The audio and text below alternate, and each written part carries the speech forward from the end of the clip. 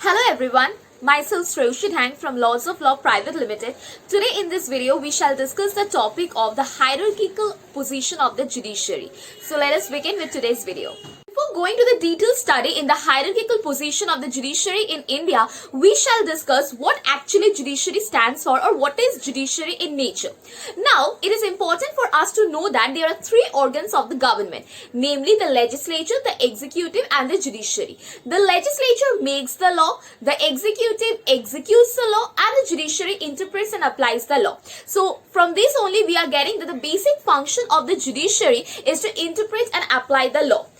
Now, beside interpretation and application of the law, the judiciary of a country is also responsible for dispensing justice. In any kind of disputes, in any kind of cases, we actually go to the court of law in the hope that the justice will be delivered. Another important function of the judiciary which I want to highlight here is that judiciary is the one who is responsible for making new laws also. Now, when the legislature make a law, we generally call it an enactment or a statute or an act. However, when the judiciary makes a law, we generally call it a precedent. Now, what is precedent? Precedent is that it is very common thing that different problems and different cases are different, and it is not obvious that in a circumstance or in a situation a law which is made will be applied in the same way. So the judiciary, when some case come before the judiciary or the court of law, the judges uses their good conscience, their logic, the equity and all, and then deliver the judgment. So in the process of delivering the judgment, often it so happens that the judge modifies the law or interprets the law in such a way that which gives birth to a new law. So here, these are the functions of the judiciary that we have explained, which includes the interpretation of the law, the application of the law, dispensing justice, then making a new laws known as precedent, etc. Another important function which I want to highlight here of the judiciary is that the judiciary is a guardian and the protector of the fundamental rights. Now, what does this mean? This means that we know that the Constitution of India, in part 3 of the Constitution, we have certain fundamental rights. Now, who will protect the fundamental rights, or who will see that the fundamental rights of the citizens are protected and not violated?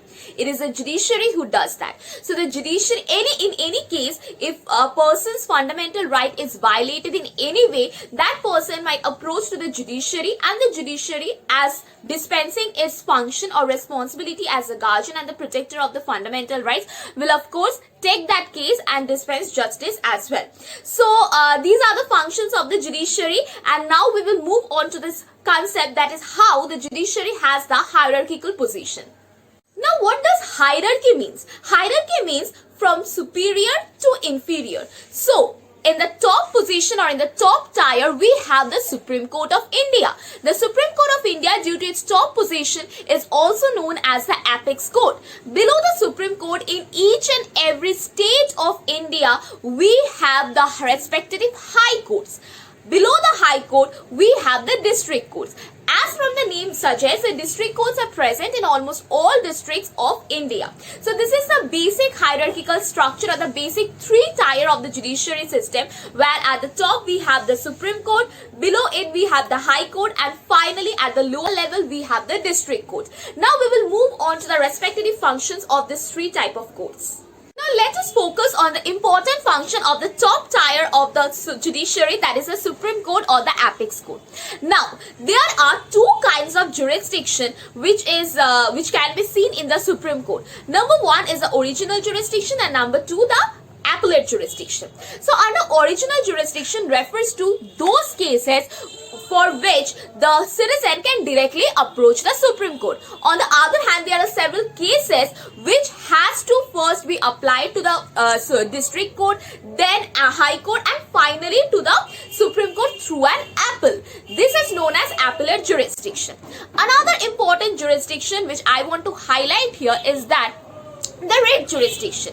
Now, what is writ jurisdiction? We have several several writs which is present under Article 32 of the Constitution. So under this article, in any case or in any situation where the fundamental right of a citizen is violated, that citizen can directly approach to the court. Now coming to what are the cases in which this original jurisdiction can be applied. Now in any case where there is a dispute between the government of India or any one or more state government, or where there is a dispute between government of India or two or more state government, and finally where there is a dispute between two or more state governments, that particular cases can be directly applied or approached to the Supreme Court. Coming to the appellate jurisdiction, which I am going to explain in a while. Before that, I would like to elaborate a little about the writ jurisdiction. Now, what is writ jurisdiction? As I already mentioned, there are several writs which are given in under Article 32 of the Constitution. So, as far these writs are concerned, any persons whose fundamental rights are encroached upon or violated in any way can directly approach to the Supreme Court. The Supreme Court will take into the matter, and as I already discussed previously, the Supreme Court is a guardian and the protector of the fundamental rights. So taking into account this fact, the Supreme Court will make sure that no fundamental right of any citizen is violated or encroached upon. Now let us focus on the concept of appellate jurisdiction.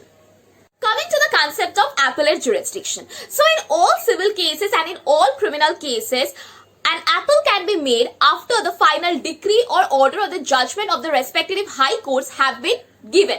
Now, if the High Court is of the opinion that this matter can actually be should be referred to the Supreme Court, or that this matter involves a substantial question of law, then of course the citizens, and also if the parties are not satisfied with the judgment or the order or the decree of the High Court, then they can appeal to the Supreme Court. So what actually appellate jurisdiction stands for is that when a person, or first of all we have to we have to file a case before the district courts, then after an appeal we can go to the High Court. We will discuss this at a later portion of the video. Now, after the decree or the order, the judgment of the High Court has been filed, then if the party is not satisfied with that decree or with that order or anything, then they can finally appeal to the Supreme Court. So this is the brief of the appellate jurisdiction. Coming to the second tier of the judiciary, that is the High Court. So we have 24 High Courts totally in the country India. Now what are the powers of this High Court? The High Court also possesses original jurisdiction, appellate jurisdiction and writ jurisdiction as well. So first of all we are going to study what original jurisdiction of the respective High Court stands for. So it must be noted here that the High Court of Calcutta, Bombay and Madras, these High Courts have been given the power to hear original case, like to have original jurisdiction in both civil and criminal cases which are arising within this presidency times.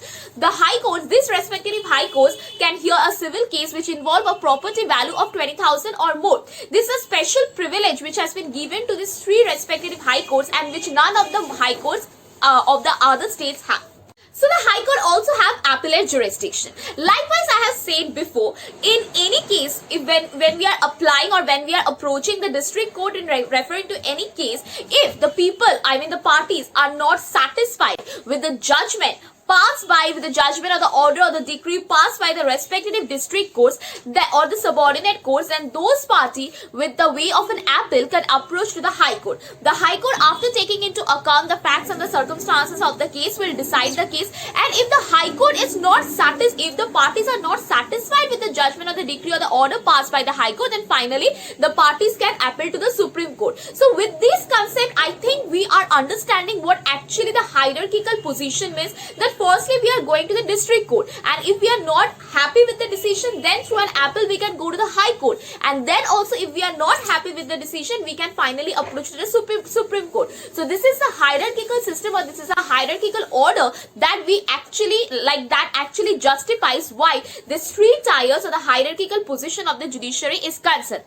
Moving on to the writ jurisdiction of the High Court. Under Article 226 of the Indian Constitution, the High Courts also have writ jurisdiction. Now, what are writs or what is writ jurisdiction? We have already learned before. So, therefore, we can say that any kind of cases in which the fundamental rights of any citizens are violated, the citizen under Article 226 of the Constitution can directly approach to the High Court, and the High Court, acting as a guardian and the protector of the fundamental rights, will definitely dispense justice and try to enforce the fundamental rights.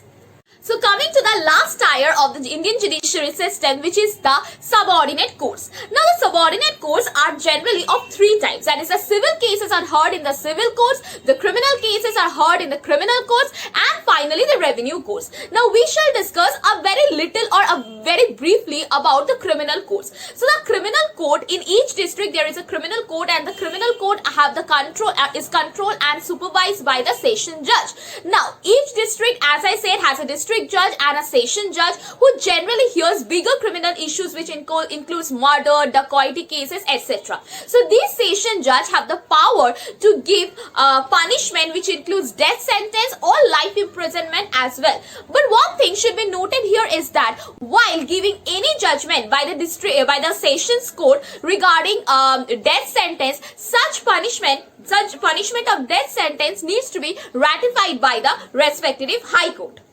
There is a network of civil courts in a district. Now, when the session judge, as we have already discussed, that in a criminal court, in a district level, in a criminal court, the highest judge is considered to be the session judge. So, this session judge, when he hears or when he actually deals with cases involving civil matters, is known as the civil judge or the district judge in general. So, this is the concept of civil courts in a very brief and in very short way.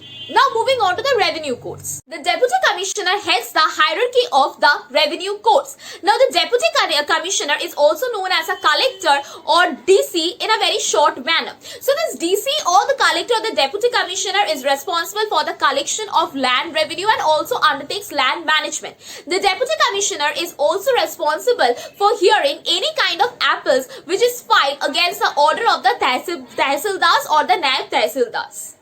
So with this, I complete today's video. So in this video, we discussed the concept of hierarchical system of the judiciary, and also we actually understood or learned about the functions, important function to be specific of the different tiers of the Indian judiciary system. I hope you found this video informative. Thank you so much.